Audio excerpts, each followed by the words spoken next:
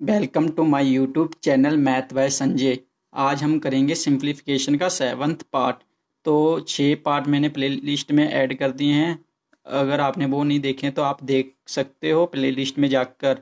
तो आज की वीडियो में हम करेंगे स्क्वायर रूट और क्यूब रूट, यानी कि स्क्वायर रूट को हिंदी में वर्गमूल कहते हैं और क्यूब रूट को हिंदी में घनमूल।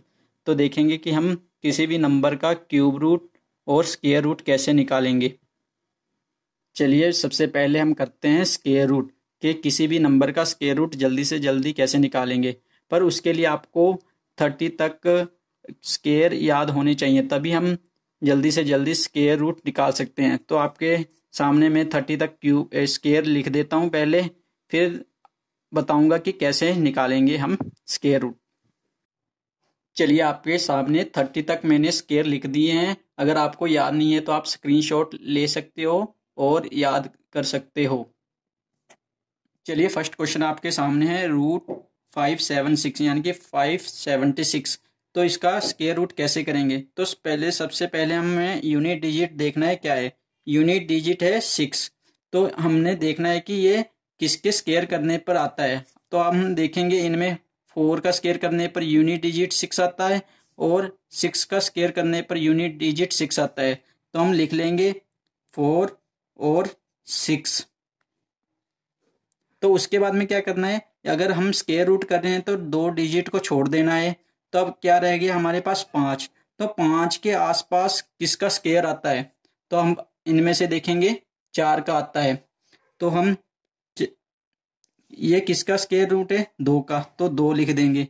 अब इनमें दोनों में से आंसर होगा, या तो 24 आंसर होगा या 26। अब इसका कैसे हमें पता चलेगा।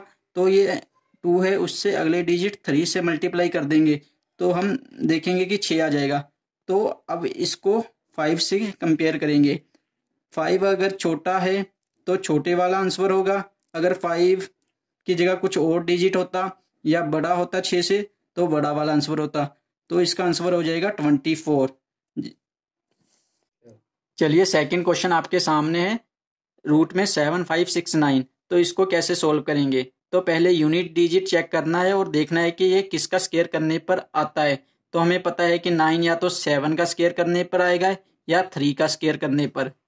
पहला स्टेप तो ये हो गया। और सेकंड स्टेप क्या है, इन 2 डिजिट को छोड़ देना है क्योंकि हम स्क्वायर रूट कर रहे हैं। तो अब रह गया 75 के आसपास किसका स्क्वायर है। तो आप देखोगे कि 64 यानी कि 8 का स्क्वायर है, तो 8 लिख लेंगे। या तो आपका आंसर 87 होगा या 83। अब हमें कैसे पता चलेगा।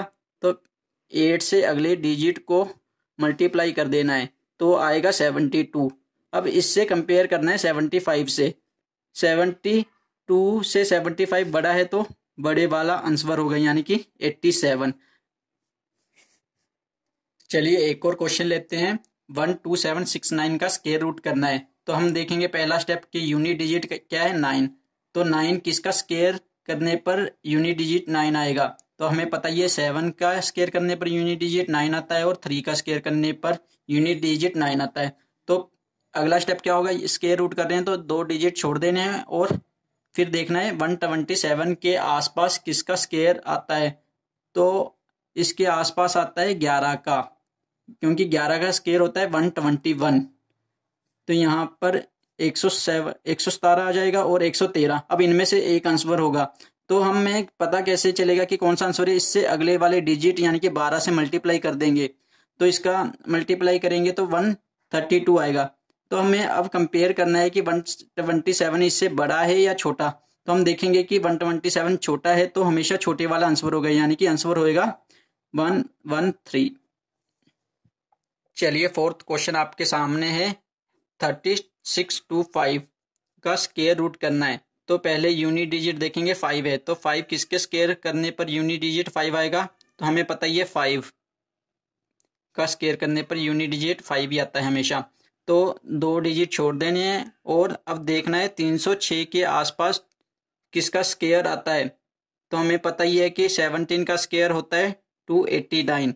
तो 17 लिख लेंगे, ये आपका आंसर हो जाएगा। आई होप आपको समझ आ गया है कि स्क्वायर रूट कैसे निकालते हैं।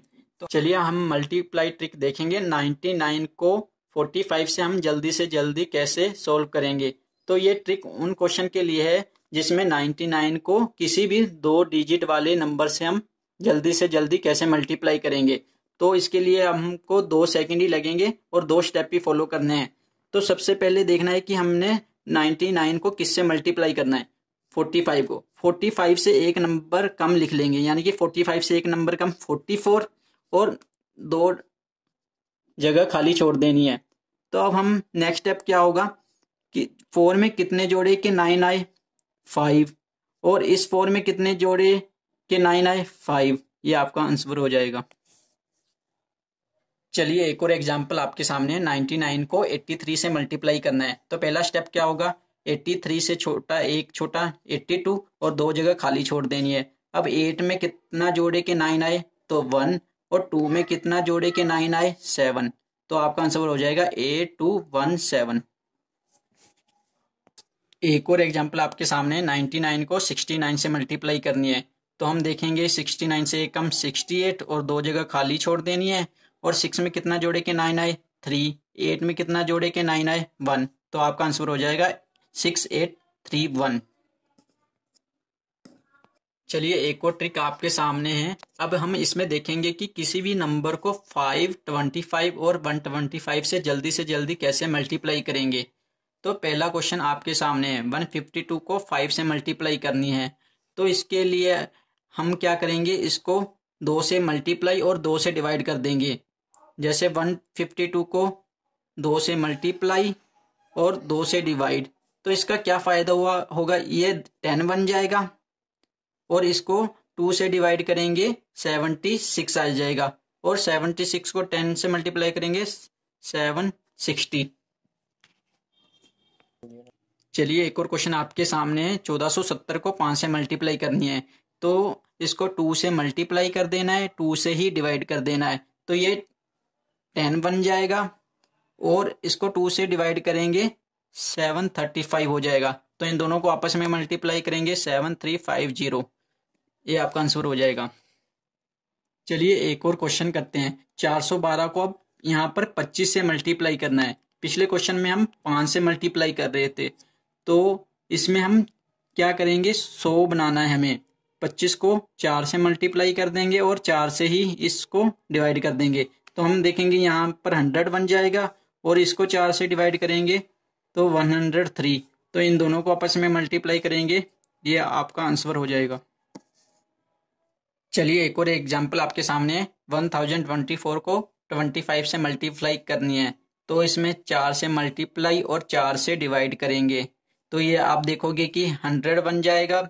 और इसको 4 से डिवाइड करोगे तो 256 आ जाएगा। तो इन दोनों को आपस में मल्टीप्लाई करोगे 25600 आंसर।